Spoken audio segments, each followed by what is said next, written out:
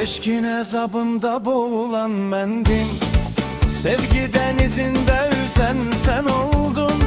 Hasretin yükünü çeken ben idim, Vüsal'ın koynunda gezen sen oldun.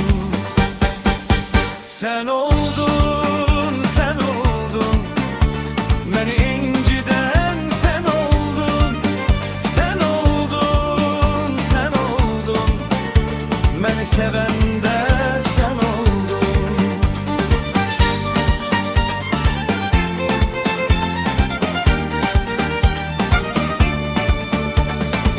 Fedakar kalbimi yoran benem ben, yolunun üstünde duran benem ben. Hayız yarpak tek solan benem ben, bu titrey kalbimi yüzen sen oldun. Sen oldun, sen oldun, beni inciden sen oldun. Sen oldun, sen oldun, beni seven de sen oldun.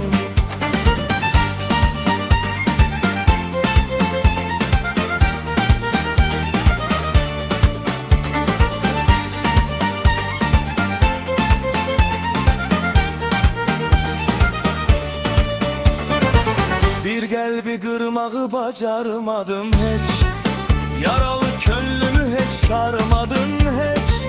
Gözümden yol ara yüreğime geç, o yolda ilk ve son süzen sen oldun.